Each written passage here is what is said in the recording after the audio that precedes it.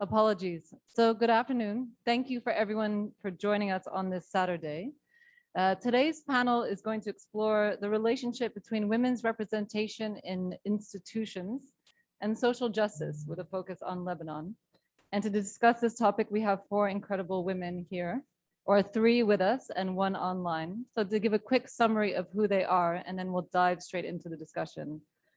So Diana Mokhaled, you're a Lebanese journalist and documentary producer director with 28 years of experience covering issues in the Middle East and beyond. Your war coverage includes Lebanon, Afghanistan, Iraq, and Yemen. And in 2017, if that wasn't enough, you decided to form Dalal to be an independent media platform to try to cover stories that are uncovered, I believe, in the region. Women issues included. And women issues. I was going to end by saying you're a columnist and a media and gender trainer. So yes, educating all of us on these issues. And online we have with us Dalal Mawad. So Dalal, you're an award-winning Lebanese journalist, currently working as a senior producer and correspondent with Associated Press. Prior to your current work, you were working with the UN, including UNHCR, covering issues of displacement in the Middle East and globally. And prior to this, you reported on air with LBCI, mainly covering issues of human rights, gender-based violence, and environmental issues.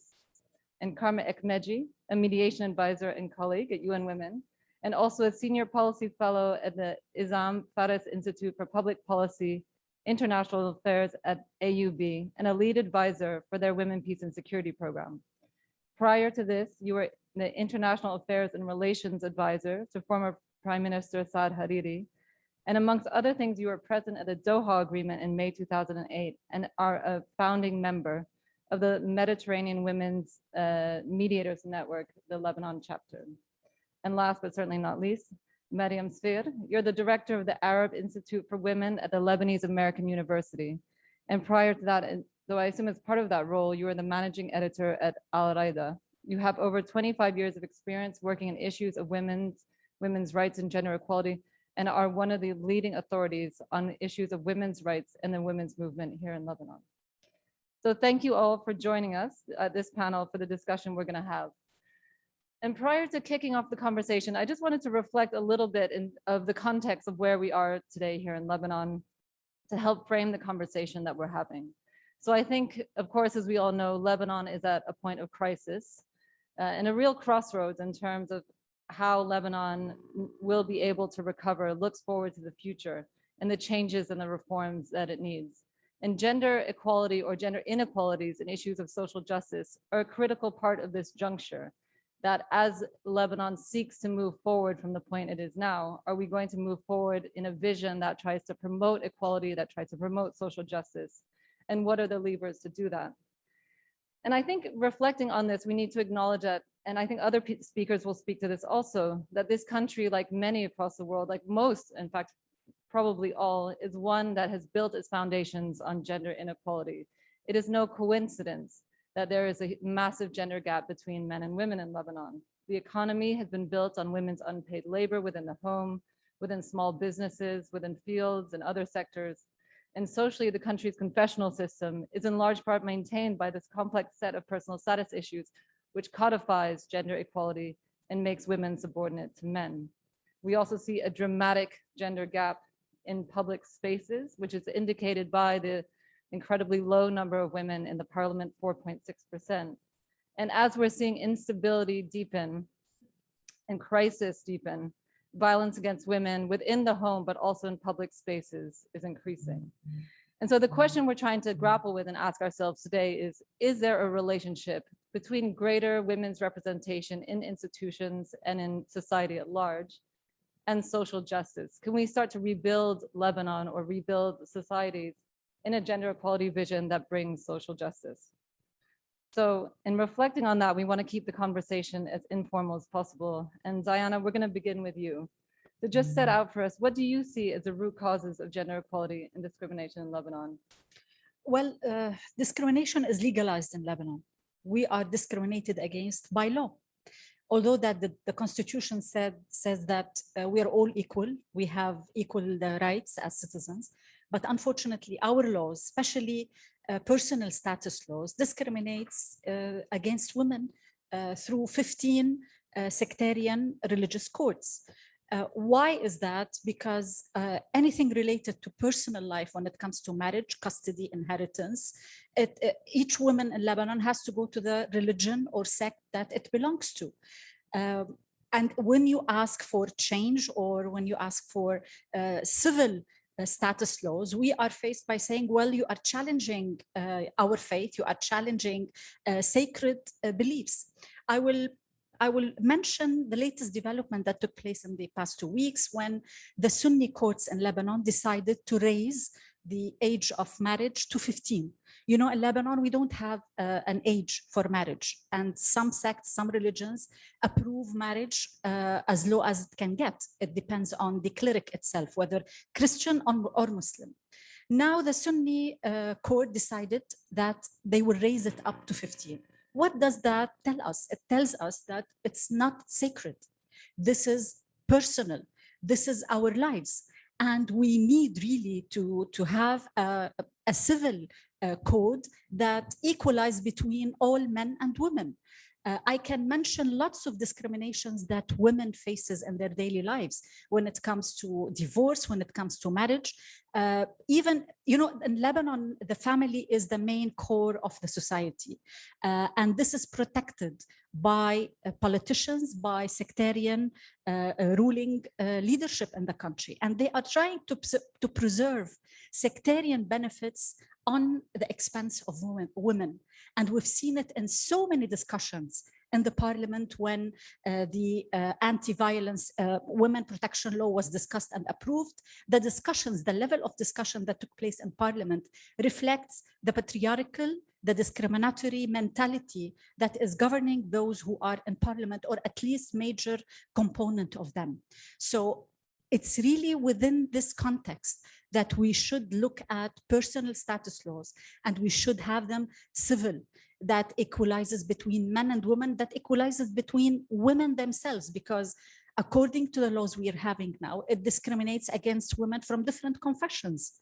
So again, when clerics decide that it's okay to raise the marriage age to 15, that means it's not sacred. Nothing is sacred about inheritance or divorce or marriage. It's personal, it's our lives. And when you are taken from your personal choices, it's reflective that you will your presence in public life will be affected.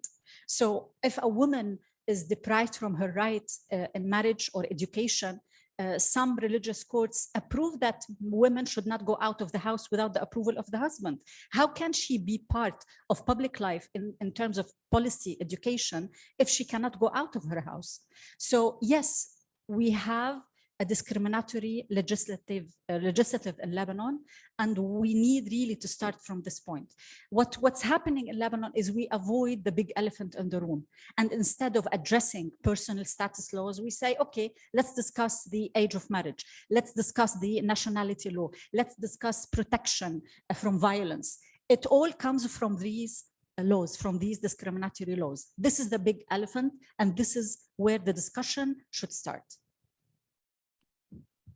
Thanks. I think sort of building on that, Dalal, I wanted to speak to you a little bit about issues of gender norms. So we know that in order to have these discussions about how we address structural gender inequalities within the legislative framework, it can't just be us. Though I know that Miriam, you'll speak more to how we build a feminist movement, but we also need allies on board. And for those allies, it's issues that we are constantly reminded that we need men on board, male allies, allies everywhere we can find them.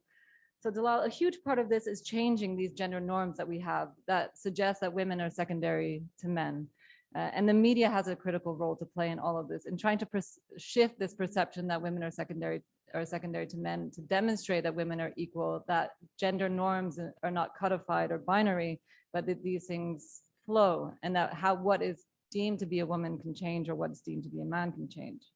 So what role have you seen the media to play in Lebanon and across the region with regards to our collective work to try to further equality between men and women? Before I answer this question, I want to add to what Diana said, and I think starts the conversation on the second question. That is, there are two sides to the same coin here. So it's laws, it's institutions, but it's very much also the education and the culture, which is still very patriarchal. And there's somehow an acceptance, not just between men and women, but among women as well, of this traditional role that's been confined to them by society. And this is where the media plays an important role, because media shapes public opinion. And so very early on, when we're growing up as men and women, what we see on TV or nowadays on new media shapes our perception of women's role, whether we're a man or a woman, and our expectations of society towards women. And unfortunately, being a woman who's born and raised in Lebanon, and being a journalist who's worked in Lebanese media and with Arab networks, these media outlets are still very much reinforcing the gender stereotypes that are existing. And I'm not talking here just about news. I'm a journalist, but I'm talking about advertisement. I'm talking about soap operas that we grew up watching, where really women are depicted as dependent, very much consumed with their physical appearance, their matriarchal role within their family, taking care of their husband, their children. And men depicted as powerful, kind of, detached from human relationships, adventures, not as dependent as women, etc. And so as young women, we grow up seeing this. Really, it's consciously and unconsciously, it becomes part of our perception of ourselves. And then you have the news coverage, which I can, speak about. And when it comes to media outlets in Lebanon and the Arab world, unfortunately, you have various problems. You have a problem of coverage, where women's issues are not covered in a sustainable way. It's very occasional, ceremonial. So in the case of Lebanon, I remember we would remember women issues on International Women's Day. But then, there's not a follow-up, there's not continuous coverage of women's issues. Or if there's an incident of domestic violence, then we want to talk about gender-based violence. But we don't do, continuous coverage of issues that are, for example, related to gender-based violence, and that could help, decrease gender-based violence, such as women's sexual health, financial independence. So really there's a problem of coverage here. And let's not talk about women in politics, business. These are themes and topics that are almost absent, if not, to be fair, say occasional, very rare. And then there's another problem, which is it's not just the coverage, it's how we cover these stories. So it's the framing of these stories. I'll go back to the example of gender-based violence. Women are always depicted as victims. There's even some blaming of women when we're talking about gender-based violence on TV and news reports, almost as if the woman is to be held responsible for what happened to her. So there's very much a very victim-driven narrative that I think is very disempowering of women on the long run. There are many ways of addressing gender-based violence, as I said, focusing on financial independence, focusing on sexual health, education, but also maybe shedding light on positive narratives of women who are helping others when it comes to gender-based violence. So there are different ways of looking at these stories. We also see that there aren't enough women represented in reports and on talk shows and news outlets. And there was a study by Maharat in Lebanon after the last parliamentary elections that showed that women were only representing 7% of, the political talk shows and election talks in Lebanese media outlets. So 7% is really low, whereas men, this is also another figure from that Maharat study, were representing 95% of airtime during the election coverage time. So not enough women experts being interviewed, not enough women faces in stories. These are all problems that we keep seeing in Lebanese media outlets. And I would say the problem could be the laws, the institutions, could be the awareness, but also very much women who are not in senior leadership positions in the media. At a certain point, they reach a ceiling, and there's always someone higher up I worked in a newsroom that was managed by women, but there was always a man higher up who was taking the final decision. And I think when you don't have a representation of women in senior leadership and management positions in media outlets, it's very much reflects the kind of coverage you are having. So can I ask you a quick follow-up to that? Sure. What we often hear is women aren't represented in those spaces because they aren't there. We can't find them. We hear that all the time as UN Women when we ask. From your experience as a journalist trying to cover these issues, is that an accurate reflection of trying to find female experts on a range of issues? No, there are always women experts that you can find. You just have to make that effort. And I'm going to give the example of a pioneering project that worked so well, and people can go and do some deeper research, the BBC 50/50 project. This is a project that started with one program on BBC that wanted, people who work on the program to voluntarily try to reach the 50% men, 50% women representation in the program. And it did really well, and then it expanded to hundreds of programs, not just at the BBC, but also with partners of the BBC. And I'll tell you, for example, where I work, we have an Excel sheet with women experts in various fields, and we make it a point to go after these women and try to include their voices in our reports. And it works, and no, there's no shortage. There's no shortage.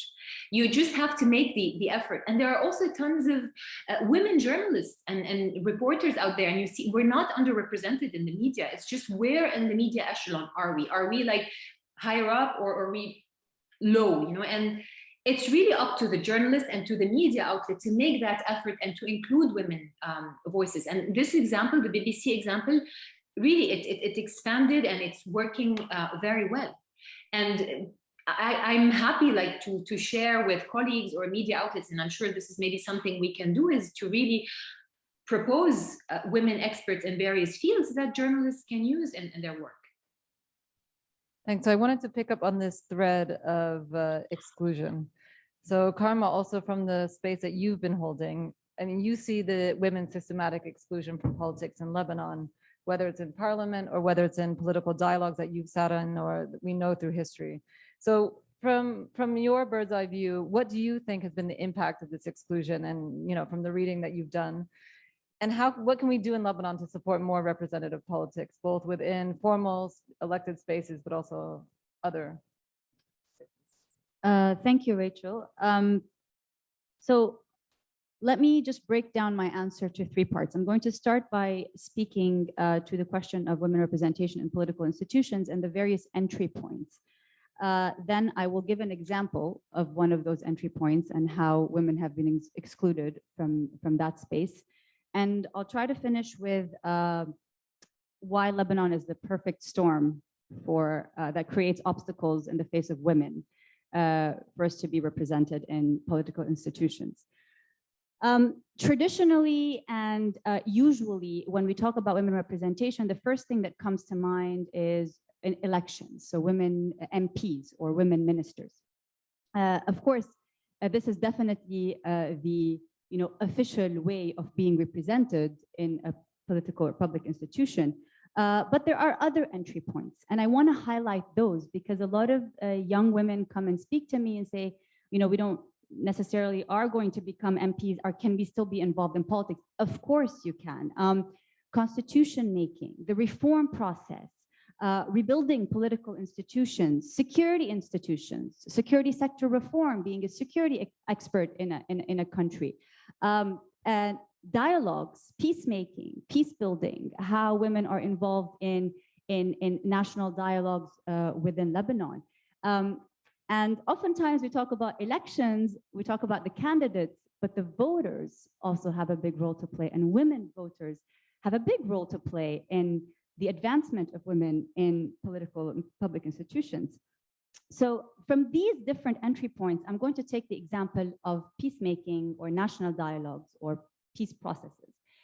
Let's look at Lebanon. Let's take a snapshot of the last 40 years. So we start with, let's say, post-Civil War with the Ta'if Agreement. We go through the Doha Agreement in 2008. There were national dialogues taking place in the Lebanese parliament between the different political groups in 2005, 2006. You had, under the leadership of President Michel Sleiman, national dialogues taking place in Babda Palace back in 2012, 2013. And we can consider most recently after the Beirut blast on August 4th, when President Macron came to Lebanon, gathered all the political parties on a table in the Résidence Épin, and there wasn't a single woman. So if you look at each of these pictures, you can Google them, take a snapshot of each of these milestones in national dialogues that took place in Lebanon. There was never a single woman sitting at the table. Not only that, there wasn't a single woman sitting on the second row of the table, because usually you have the piece or the principal of a delegation, and then you have someone accompanying that political leader. Even those were never women. So what does this tell us about exclusion and why we are here today? Well, let me tell you this. I don't necessarily want to say that women are the golden solution. They're going to solve all our problems in the Lebanon, but I can tell you this with full confidence. We have not tried women in these exercises to see whether the results will be different. And it is time for us to have women at the table discussing peace, security, and political issues to have different results. And I can tell you also with full confidence that women political participation is associated with more equitable political outcomes, policy outcomes, and a reduced likelihood to relapse into conflict. This is not me saying this, it's years and years of research, academic, empirical evidence that has shown that when women were involved in dialogue, in peacemaking, in high-level decision-making positions, we had sustainable, just, and positive peace in societies. So giving this example of national dialogue, I want to move to why Lebanon is really the perfect storm that creates every single imaginable obstacle in the face of women to be represented in these institutions. My fellow panelists here mentioned one, which is our personal status law, which not only discriminates in gender between men and women, but it also discriminates against women in our society. So my rights right now are different than hers because we come probably from different confessions. I don't know, I never asked this question, but I'm assuming on this panel, each one of us has a different set of laws that governs our life. So that is, I mean, I don't even know how to react to this. It's appalling. I mean, it's unjust in every standard of imaginable. So the second one was mentioned by my other fellow panelists, the media and the role of the media and education. So we have the personal status law that is creating an obstacle in the face of women. Media not doing enough. The education system and these gender norms that we have been taught, hammered since the day we are born about, you know, how we should act and do this and do that. But I'll add to those. We have an electoral law that governs us in Lebanon that inherently, you know, discriminates in a sense against women, because unless you are in a political party on a list and you get a certain preferential vote, when you have one preferential vote, I don't want to get into the technicalities, but the law itself is not conducive necessarily to full women representation. We don't have a quota. Now, some may agree to a quota, some may not, but this is a temporary special measure that we can introduce, not for life, one term, two terms, to allow more women to run in elections. This as well, we don't have it in Lebanon. So the electoral law is an obstacle. Another obstacle is, hello? Another obstacle is funding. Recently, Halima Kakour published a book. It's published by UN Women.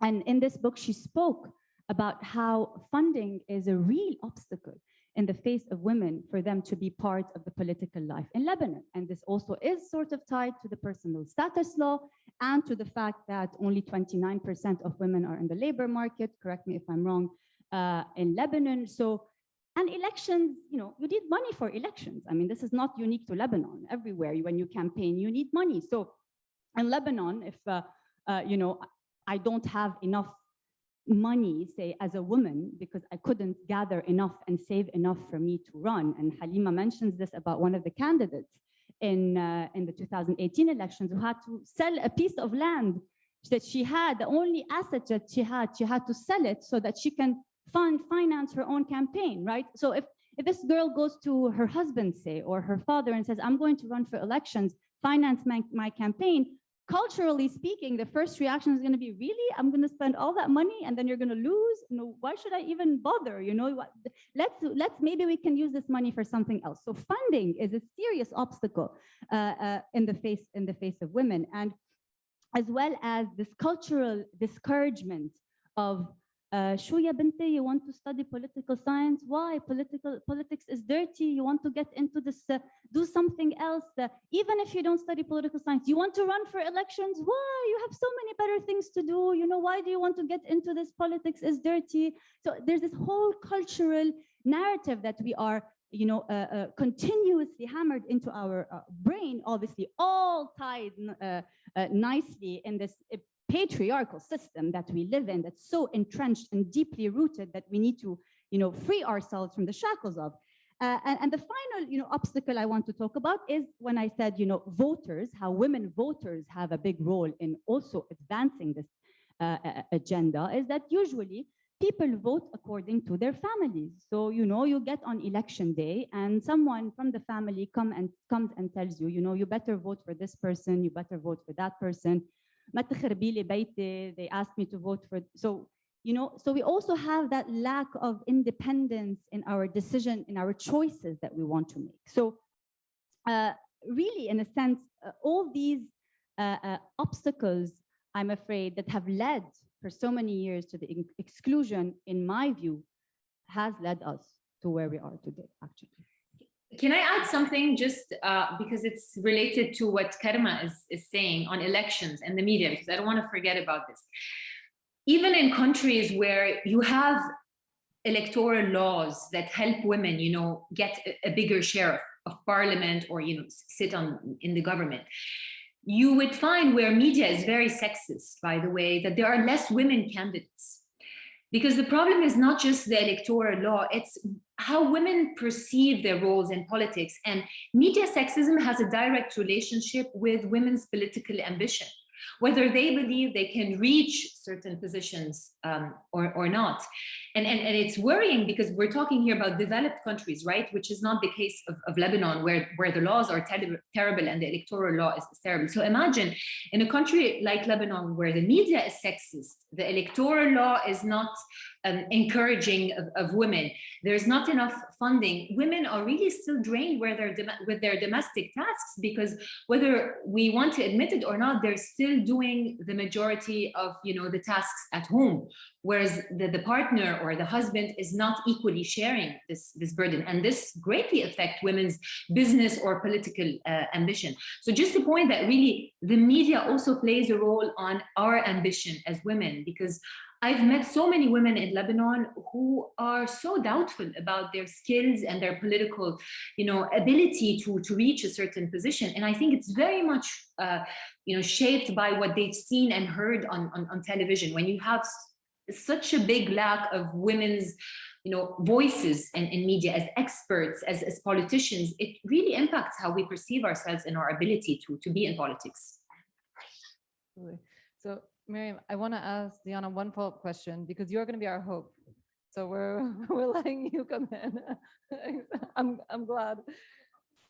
So I wanted to touch on all of this, on essentially linking together what you're saying about what the media tells us that we can and cannot do, whether we can or cannot be politicians, of what happens when a woman steps into the public sphere in Lebanon. We've done quite a lot of research, I know you have too, also at Daraj, about the types of abuse.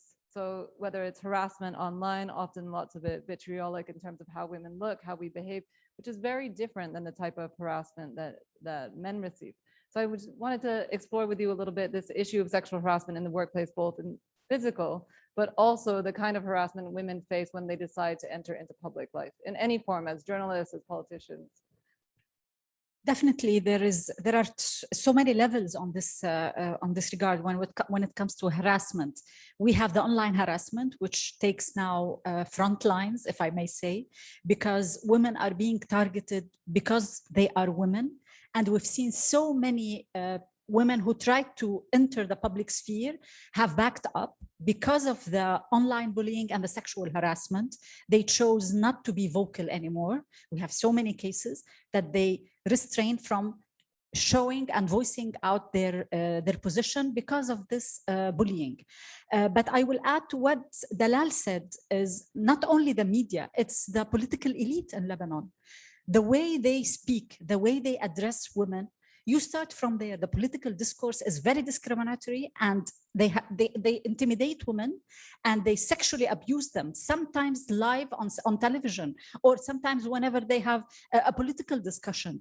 So when you have the leaders of the country using words that discriminates and sometimes insult, and we've seen it on so many political shows where you see a politician that hints and smiles and laughs, hinting to a certain political figure, and we have very few female politicians in Lebanon, and you see the media presenter laughs, and you see the crowd online backing up this. So women feel that they are cornered and they are facing multi-layer discrimination.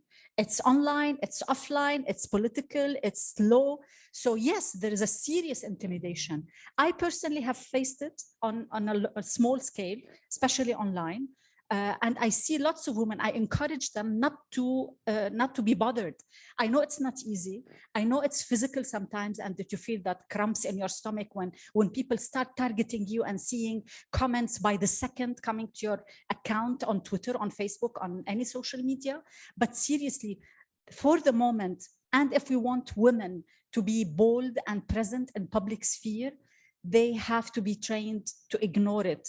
This is not the solution. Women should not face this type of intimidation. That's true. But because we still have lack of support system, and even the law that was passed recently is not enough, and it has some flaws, many flaws, women have to take it by themselves, and women have to support each other. And unfortunately, it's the way that people are attacking your looks, your age, your family, your personal choices, your past, everything. So it's there, it's really gross sometimes, but I think the battle has to be fought. Yeah. I mean, I think that Dalal links back to a point that you made earlier, that a lot of the young women that I speak to will often tell me that one of the things that makes them fearful about entering into public life, whether it's in business life or as journalists or as politicians, is this, that you come under attack. You're too pretty, you're too ugly, you're too fat, you're too thin. For women, the problem is they don't use our, like as journalists, they don't use our content to attack us. Exactly. They use my body. They use my father's legacy. They go after personal details, as Diana said. They don't do this with men. I'm sorry, they just don't do it. But with us, it is. And then using terminologies that are not just sexist, they're just horrible. I've seen colleagues of mine really suffer. It's social media bullying, and it gets to you. And a lot of women journalists don't want to cover certain issues anymore because of that, whereas they should. Yeah. So Miriam, yeah, we're hoping you're a ray of sunshine, and we're getting many comments, so we'll come back to those also. Let's hope. So I think, I mean, we've heard about the elephant in the room, personal status law, issues around online bullying that prevents women from entering public space. And we know the power of mobilization. So can you talk to us a little bit about your experiences around some of the successes and challenges around feminist mobilization, creating a feminist agenda, and the power that may have to push forward some of these changes that we're asking for and talking about? So I want to interject on a lot of things that were said, and then I would move on to build on the most important demands that were put forth and how things have changed in general, previously, in the past, and now. So definitely a women's representation is important, but we always should keep in mind that there should be a feminist agenda linked to it. So if women are there with no feminist agenda, you will no longer have any demands that really are feminist in nature. Over and above that, definitely personal status codes were the elephant in the room. Nowadays, things, if we realize, are changing, and the elephant in the room actually is the LGBTIQ community topics. This is very important to keep in mind.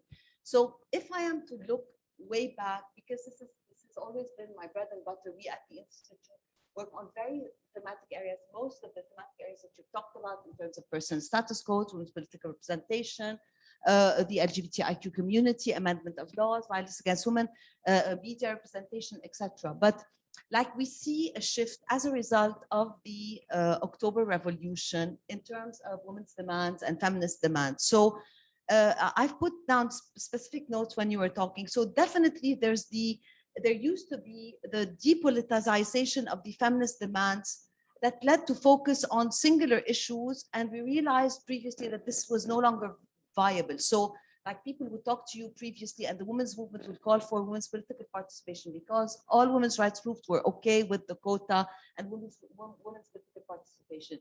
You'd hear people talking about amendment of personal status codes, and there would be a disagreement about that. And they would work on a singular fashion. As a result of the October 17 revolution, the demands were very central, and they were very intersectional. So there were demands on the level of women's political participation and the quota, demands on the level of the importance of countering domestic violence, working on sexual and reproductive health and rights, and the LGBTIQ community, of course, personal status codes and having a civil law, but also working with the marginalized, like removing the kafala system, working on migrant domestic workers issues, the nationality law, etc. So as we see, women's rights concerns and feminist demands were no longer singular. They became a package, and you cannot work without this package. Over and above that, the importance of decontextualizing gender issues from the broad socio-economic and political landscape that's available in the country. So this was not allowed to. So it was like human rights or feminist demands are not a basket where we pick and choose rights. Also on the level of the importance of representation, whether we like it or not, we've had like 6 women in the government. What have they done to ameliorate the situation of women? How have they put gender rights on the level of parity with the male concerns and male? What I'm trying to say is that even on the level of the goods, the subsidized goods, nobody thought about like including sanitary pads or the whole issue of period poverty and who's taking period poverty forward. So what I'm indirectly trying to say is that we realize now that women's rights and feminist demands are very intersectional, and they all go hand in hand. Over and above that, on the level of feminist mobilization, who worked on like having online courts and dealing with online courts when GBV happened and when the compounded crisis happened and COVID-19 relegated everyone to homes. So it was the feminist movement, and in a way, you know, like feminist organizations that were working, who worked on repatriation of migrant domestic workers that were like left with no subsidies and no salaries and no hope, etc. Like, and on the level of the Beirut blast, the fact that feminist concerns were not put as a priority led to feminist, spearheaded, of course, by UN Women, led to feminist organizations that it was included. I'm sure you've heard of it. So there was the Charter of Demands whereby feminist organizations came together and thought, listen, we have a problem. We need to mainstream gender in everything that's happening simply because it wasn't taking place. And the importance of highlighting women's issues and the way the crisis and the blast and anyway, COVID-19 has proved that it affects women way much more than it affects men.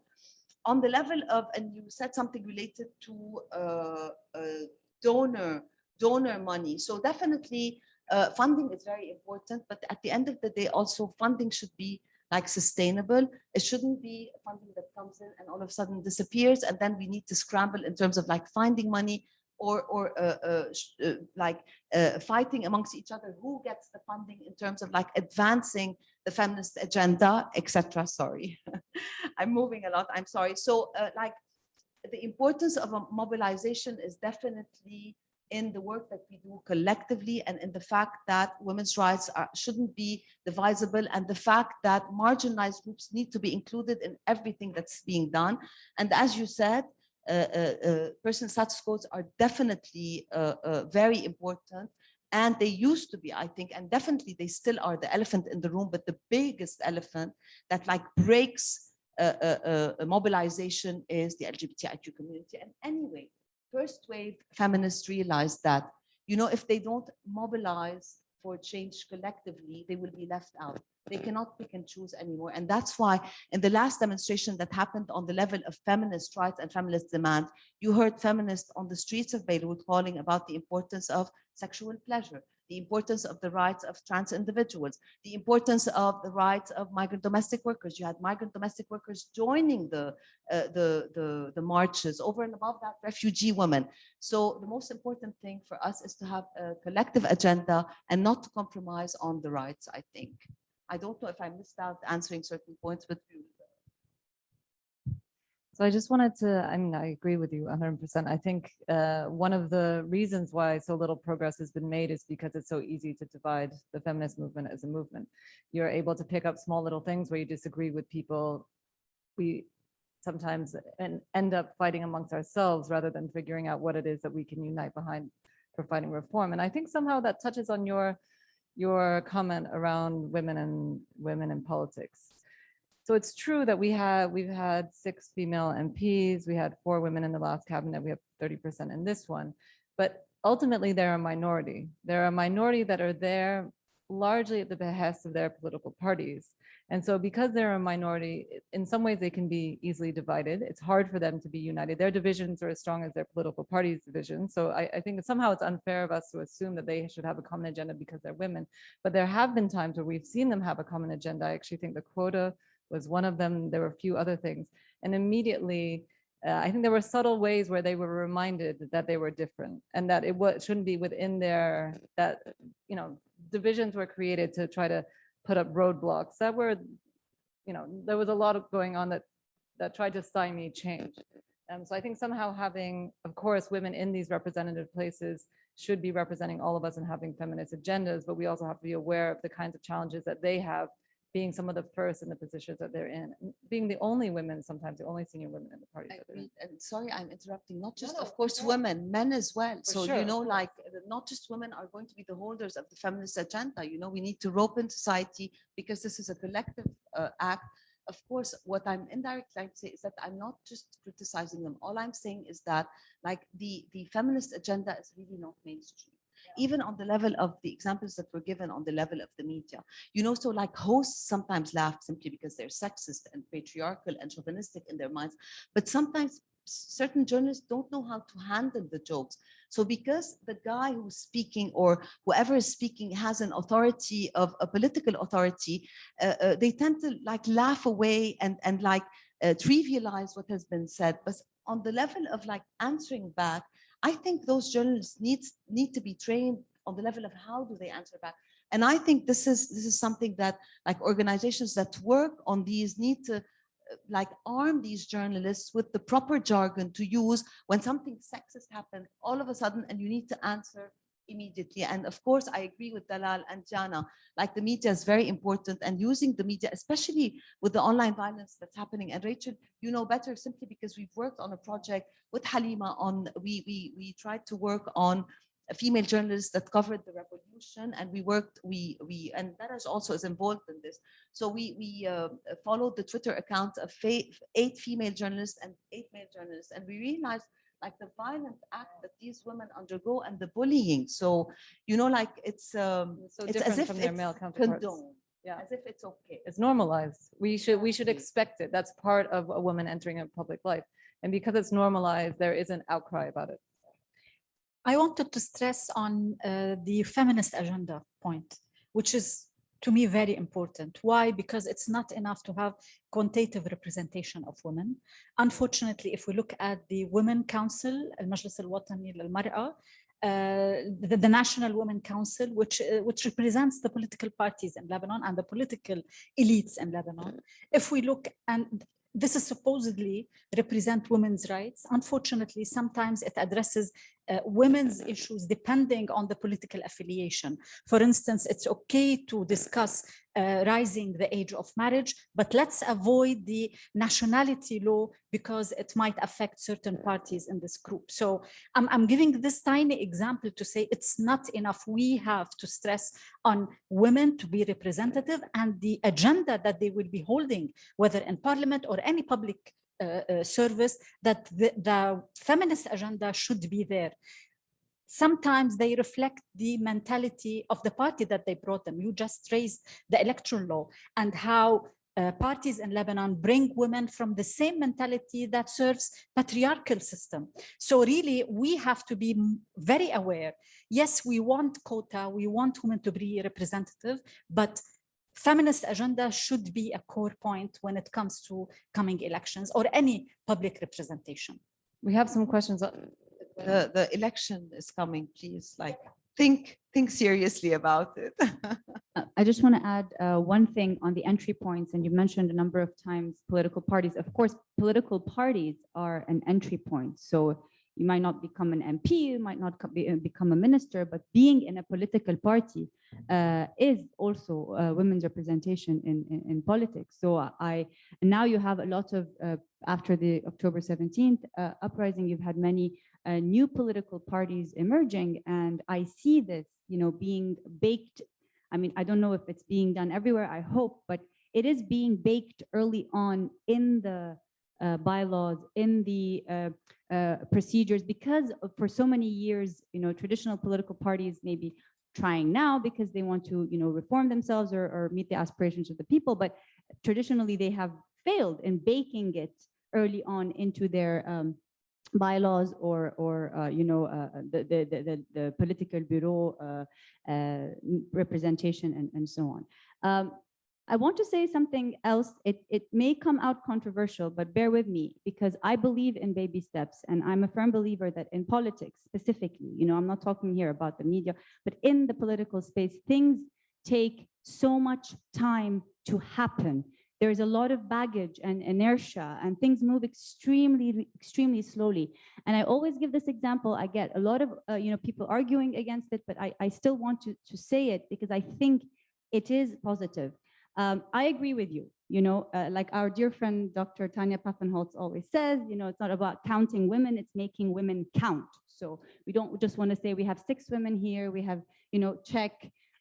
We have to make the women count, and by making women count means having this, the feminist agenda, the holistic approach on issues, and I fully agree with you. But at the same time, when I joined government 12 years ago, none of the political leaders or players used to say, we need a CV for a woman. We have a committee being formed, give us a CV for a woman, or we need to have at least 2 women on this committee. You fast forward when I left government 11 years later, this had become a point of, stress.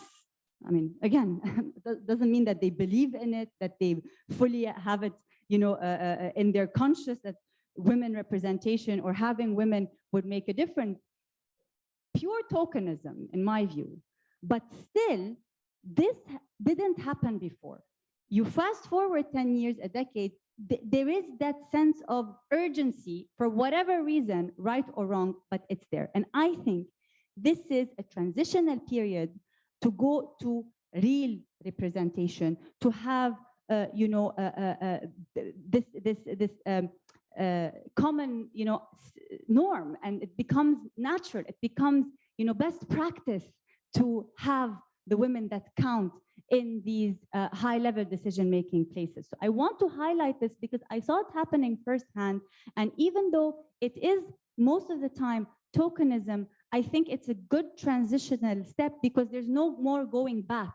We can't go back anymore to that place where these men who often lead with toxic masculinity cannot see this anymore. And at least we can hold them accountable if they think of going back from this step.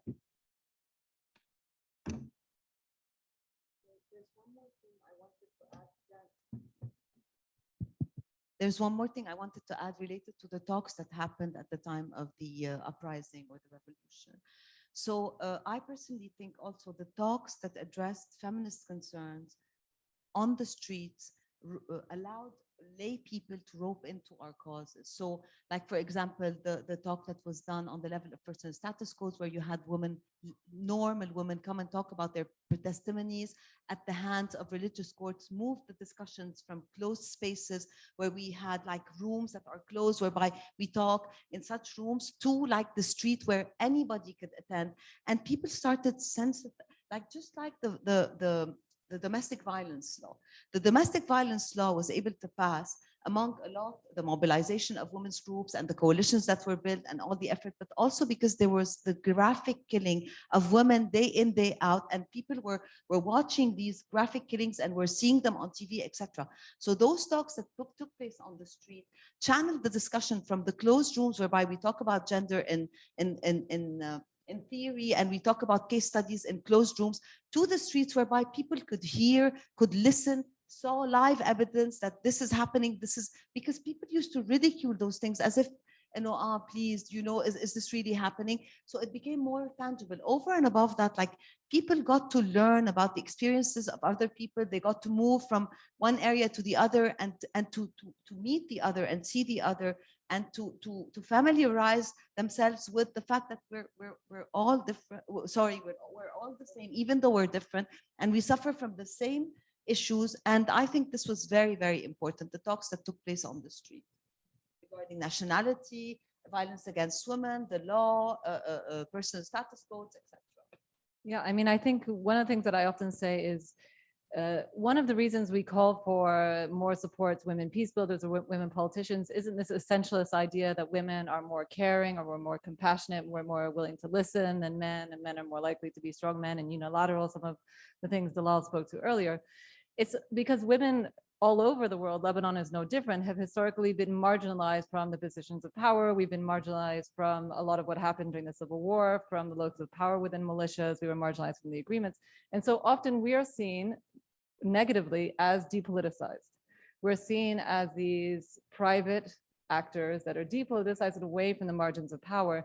And while that ultimately is the root cause of why people see women as secondary to men, because we're not seen as political public actors, it does give us somehow, I think, the ability to say things that sometimes others can't. Because it's not in every context, but in some contexts, because we've been seen as one step away from the center of power, most women, not all women, that we're able to enter spaces that sometimes when men enter, it's seen as a political act. But when women enter, we saw that throughout the Civil War, and since, with women leading incredibly brave, daring things, where we was less likely to see, there are less figures, at least maybe just because I work for UN Women and people give me all the icons I know happen to be, you know, feminists or female icons from the Civil War, but the incredible heroic acts that were done to call for peace during the Civil War and beyond, much of that was done by women peace builders, not because women are more peaceful than men, but because I think of this place that they occupy. But I took advantage of my moderator role. Dalal, I realize we haven't come to you for a while, but I want to go through a few comments that we have online, and maybe people can react to them. So we have a comment about quotas. I think the question is, are quotas useful, both in political life, but also in economic life? And I think any reflections from the panelists on that. We also have a comment around women's lack of trust and support for each other. That this is something that we need to address, the fact that often we're the first to tear each other down, and what our thoughts are on comments related to that.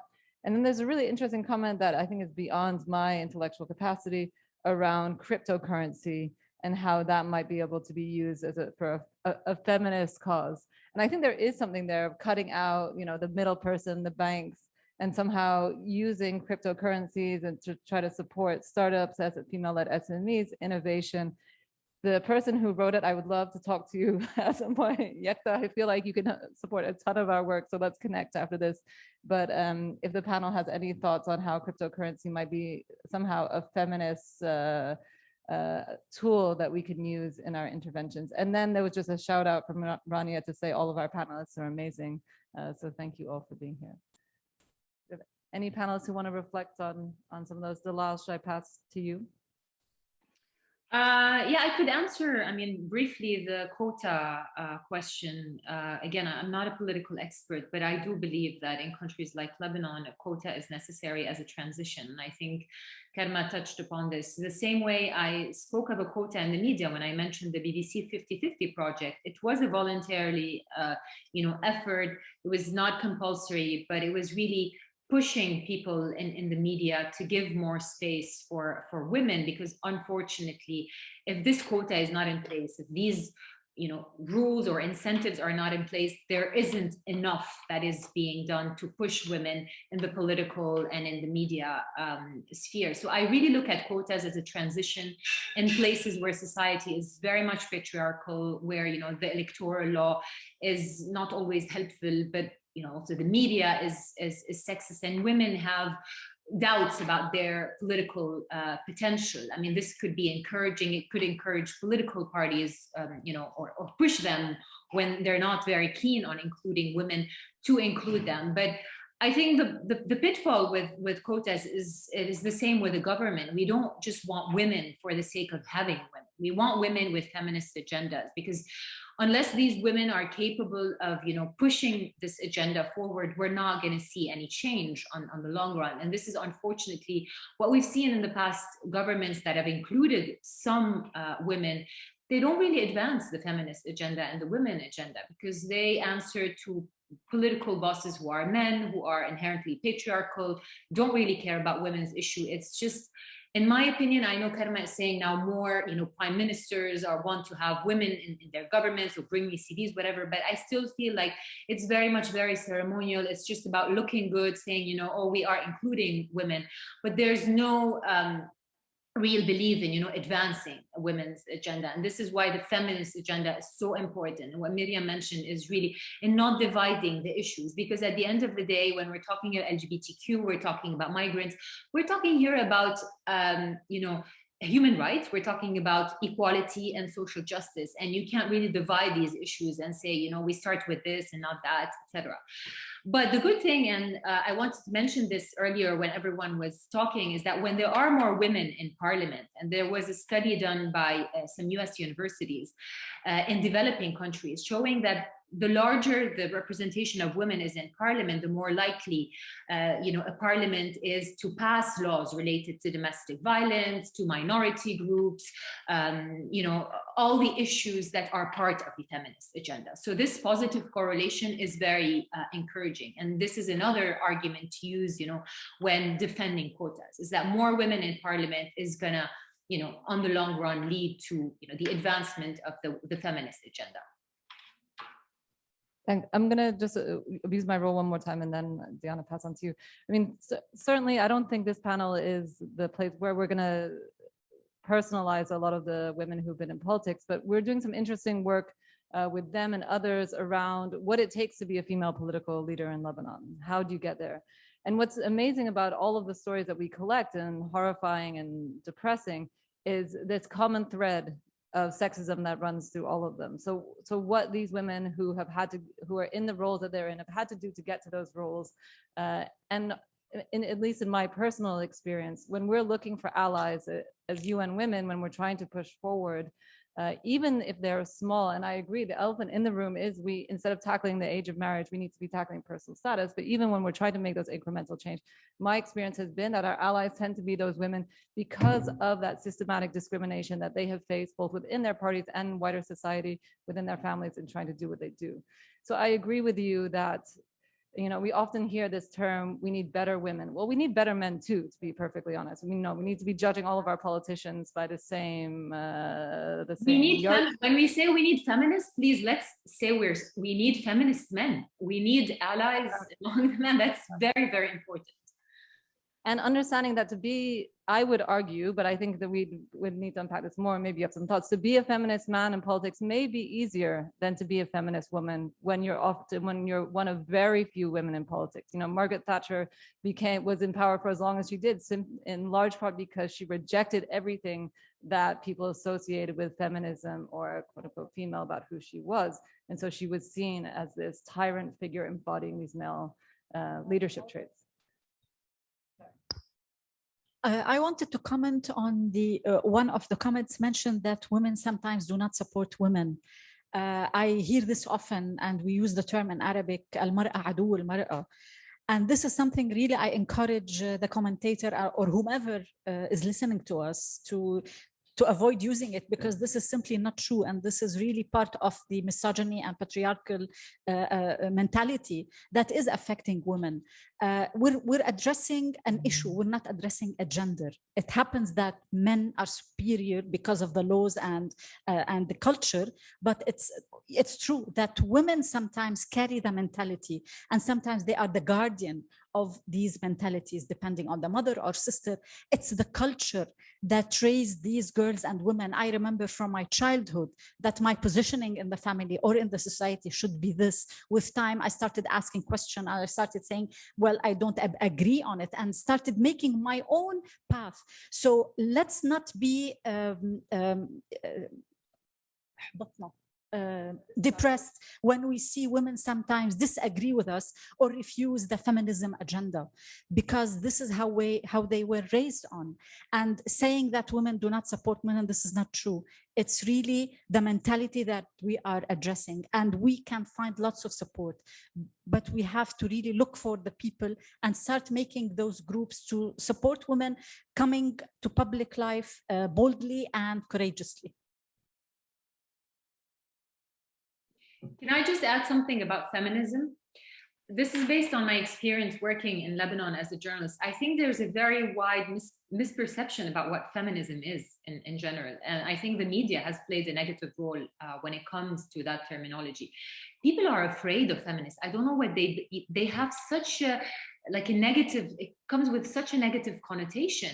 And it comes from, the patriarchal society. They want us to be scared of, feminists and what feminism stands for. And just for those who are listening, and it's very basic. Feminists are people who believe in equality between men and women and citizens in general. So it starts with this basic definition, and then we can go deeper. But for some reason, I see women, and I'm not talking about men, who have certain perceptions of feminists that are really, really distorted. And maybe this is a starting point, introducing people or other women as to what feminism is and what it stands for. And maybe speaking the language of, we're not talking about sophisticated women necessarily, but, average women who, it could be as simple as helping other women find a job, or, be more financially independent, or, increasing the level of education. Very simple demands that are part of that feminist agenda. But for some reason, people jump to the other, to the end of the ladder, and they are just very much afraid of that movement for some reason. Thank you, Dalal, for raising this up, if I may, Rachel, because I just came from 5 days vacation. I've met 3 women, educated women. They're working. The 3 of them, on different occasions, when they presented themselves, they told me, okay, we believe in women's rights, but we're not feminists. We're not feminists. We see lots of women trying to dissociate themselves from being feminists because they have distorted image of what is feminism. We need to have more discussions, more open discussions about what are human rights, what is feminism, and not to summarize it with very, very naive and sometimes wicked presentation that they are angry. Feminists are angry and they are women who, yes.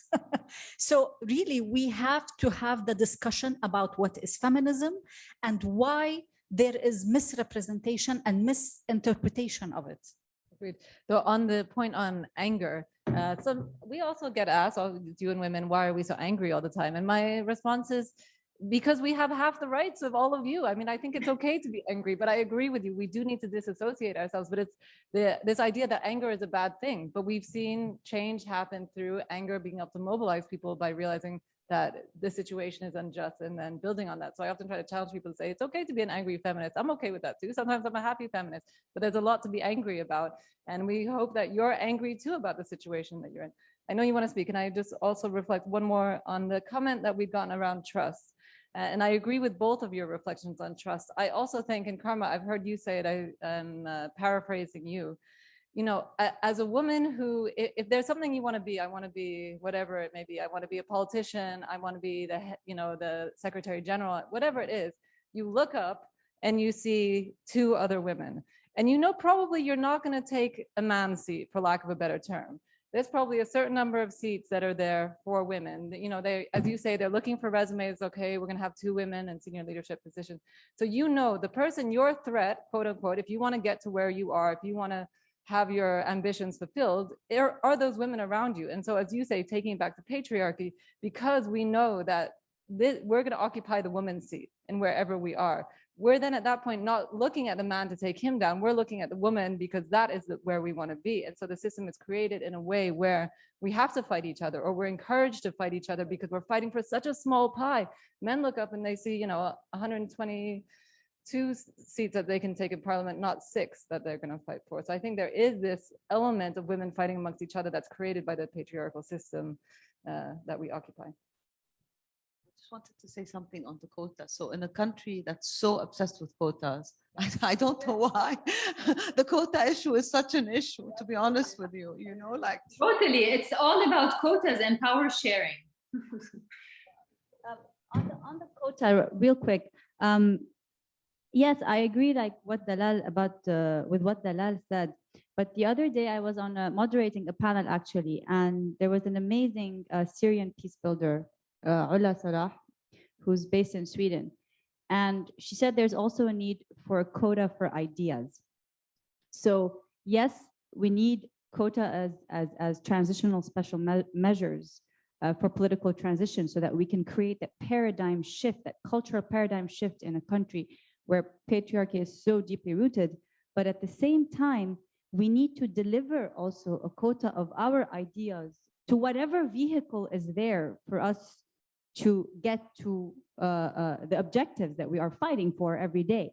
So I thought I'd share that with you because it really, really, you know, stayed with me after that panel, that we have to also find the different ways that we can introduce our ideas through whatever vehicle exists with a quota of our ideas. So we all, Dalal, please. Yeah, I'm not sure I understand that, Karma. Do you mean like a quota of idea, like on political agendas or campaigns, or like yes, exactly. a women's so portfolio in a government? Political party. Exactly. Okay. So but this is exactly my point, is that we don't want quota for the sake of quota if we can't advance a certain, you know, feminist agenda. So that would work perfectly with the representation quota. Like an agenda quota, right? Like include women's issues, like 40% of your campaign issues, or, you know, your electoral exactly. platform. So even if the next electoral law does not have or introduce a gender quota, there is a way for us to introduce an ideas quota on platforms. And I think that links back nicely to what you're talking about building up a feminist agenda and coalition building. Because until we have a constituency of people that are calling for change, that are holding political parties and whatever governance structures there are accountable to equality, fundamentally is what you're talking about, Dalal, as you said. It's, you know, it's beyond the feminist agenda. It's just agenda for social equality.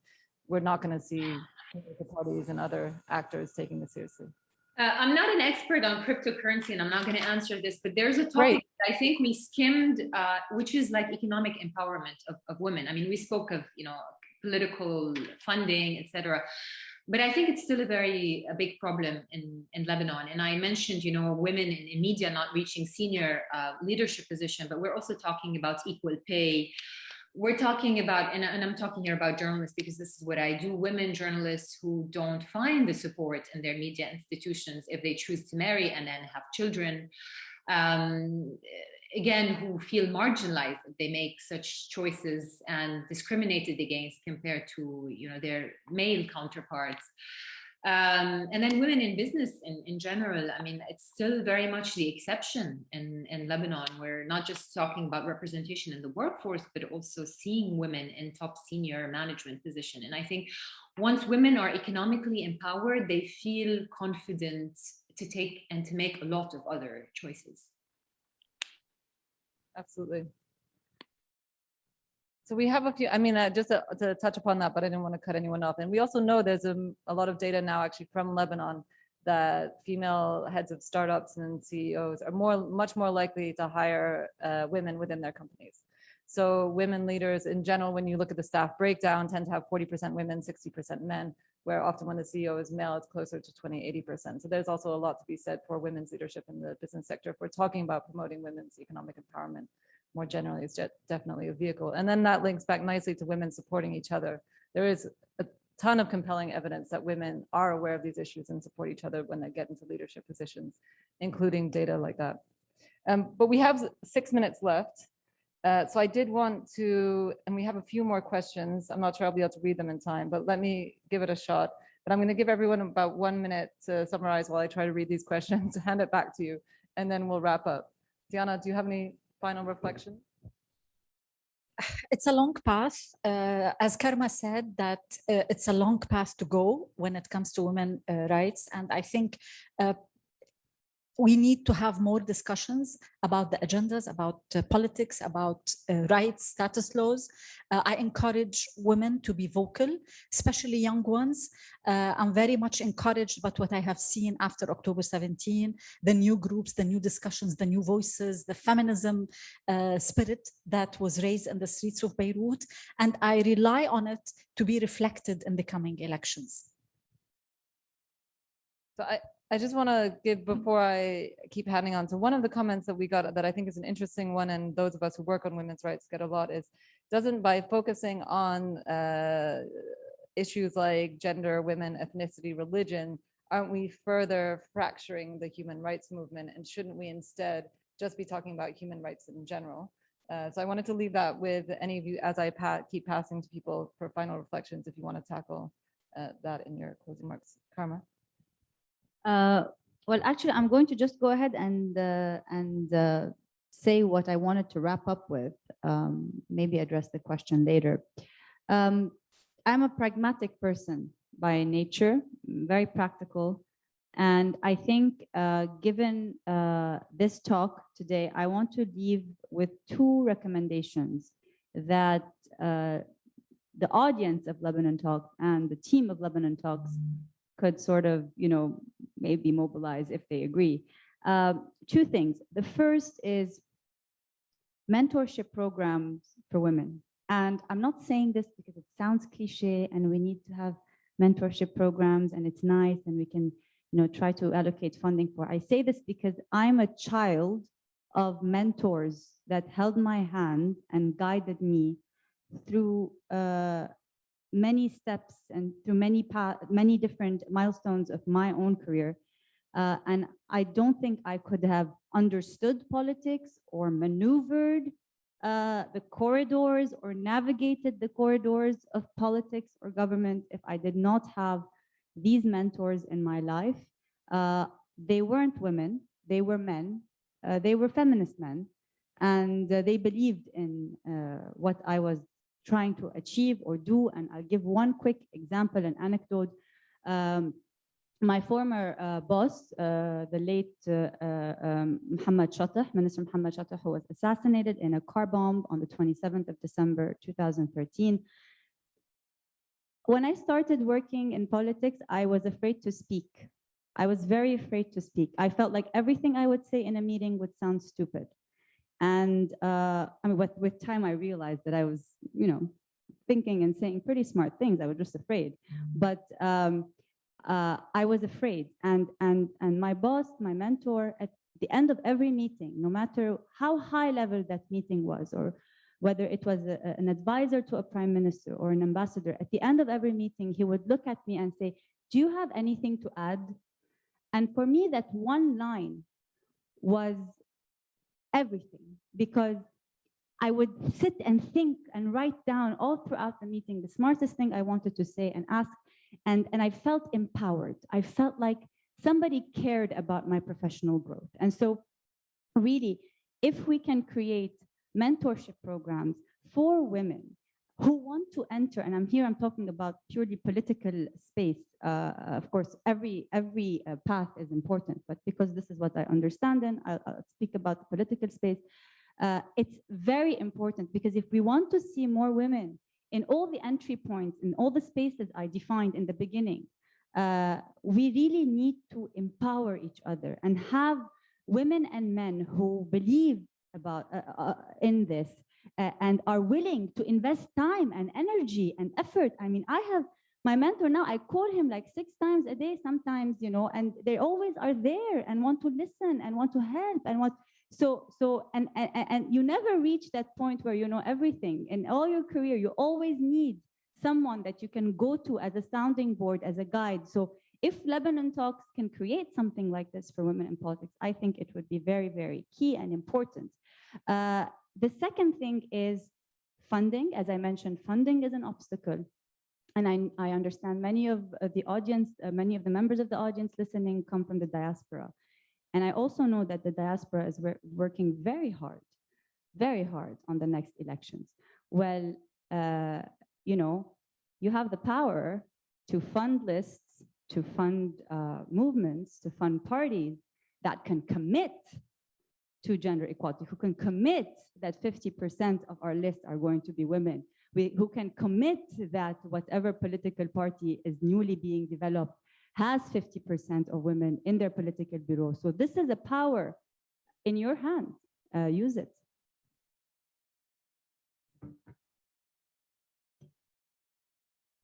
So I want to reiterate what Diana said. Definitely the future is within the context of these young students, especially I come from an academic setup. I work at a university. I'm based at an institute. So our interaction and the most important candidates for us to work on is our students and how to mainstream gender to them. Another thing I wanted to highlight that's very important, that, and I always like to reiterate, is that work shouldn't just be in the cities. We should work in rural areas as well. We should, our outreach should be in all geographical areas. Also, this is an example I always give. Some women do not know that they're feminists. I'll give you an example of a woman that I'm in awe of her work. Ziad Abishekir was here and he's educated and he's done an amazing work in terms of recycling. But there's Zainab Mu'allid, who nobody knows about, who 20 years ago created a whole recycling initiative alone. She tried to convince the municipality of the work that she does and the importance of recycling. Nobody listened to her. She took matters into her own hand, roped in a lot of women from the neighborhood, made them work. They had income generating activities. They generated income. They recycled. They sustained the environment, and it's been a successful business. She's now 80 something, and her granddaughter is continuing the work. What I'm trying indirectly to say is that there's so many good examples, so many feminists that do not know that they're actually feminists or have a feminist agenda, that have been supporting causes that are very close to feminism, but they don't define it as feminist. So we should capitalize on those and try to bring about the good examples that we can talk about that touch upon lay people's definition of what it is to do work, and to highlight those things, not just the well-to-do initiatives that we all hear about. Thanks. And Dalal? And sorry, on the level of the code, human rights, I wanted to answer, you know, had human rights been all-encompassing, we wouldn't have the Convention on the Elimination of All Forms of Discrimination Against Women, irrespective if it's good or irrespective of the fact that a lot of reservations have been entered that shouldn't. But no, I personally think human rights does not encompass a lot of things that women specifically suffer from. Dalal, over to you. Yeah, I'll be very brief, just to say that I still believe that the problem comes from women themselves, and in a big part in Lebanon, and we need to work on that. And I think really our revolution starts within ourselves and then within our women's circle before, you know, discussing anything related to men. And this is again where the media plays a big role in shaping, you know, our perception of who we are and what we can and cannot do. And as recommendation, I would reiterate what Miriam mentioned, and I think women journalists in Lebanon need a lot of training when it comes to you know, how to handle women issues in the media, how to cover these issues, what feminism is, and why we are inherently feminist if we simply believe in equality. And I think that maybe there's a project to be done with the upcoming elections. There could be maybe, you know, like bringing together the media and, I don't know, adhering to a 50-50 kind of project when it comes to election coverage. At least give, you know, women 50% of the election coverage. And that doesn't mean women candidates. I'm talking about women experts who can talk about elections, women's issues as being part of electoral programs, women candidates, etc. So I think these are two things that we can work on the short term and on the medium term when it comes to the media. Thanks. So I just wanted to sum up 3 quick points, and then I know we're out of time. So one, I think the overarching call is that ultimately we can't rebuild Lebanon if we're not rebuilding it on the foundations of social justice, and a key part of that is gender equality. I mean, we've heard all of these examples of the incredible work that women are doing, that they want to do, and all of that has to be part of our collective movement to rebuild Lebanon. And what's often struck me as someone coming into Lebanon from outside is how uniquely intertwined gender inequality and Lebanon's current cycles of crisis and volatility is. And that comes back to this issue of personal status. I mean, beyond issues of discrimination, I would argue that this complex set of 15 personal status laws undermines the effectiveness of the state to connect with its people, right? So instead of your everyday interface isn't with the state, your everyday interface tends to be with your confessional structure. And so there is this unique relationship in Lebanon between the confessional system, the weakening of the state, and the codification of gender equality. So it really has to be, when we're talking about movement building, this collective consciousness that women's rights in Lebanon aren't just, I mean, I would argue globally, but we're talking about Lebanon today, aren't just about us. It's about how we rebuild a more equal, more stable Lebanon. And I think that's something that all of our speakers have spoken to. And then quotas, we've talked a lot about quotas. I think our unanimous agreement is temporary, transitory, but yes, we need them given the depth of the challenges that we have. And then finally, I think your call, Diana, for what is feminism, trying to bring people into this conversation and really grounding it within the context of Lebanon, the words that we use, that you use in Arabic, I wish I did, and making it something that is no longer fearful, but is seen as an umbrella for all of us, not only for women, but also for men. So thank you for everyone for joining us at this Lebanon Talks around the relationship between gender equality and the state and social justice. And we hope that this will be the continuation of many more discussions on this, and we look forward to taking forward the recommendations with you.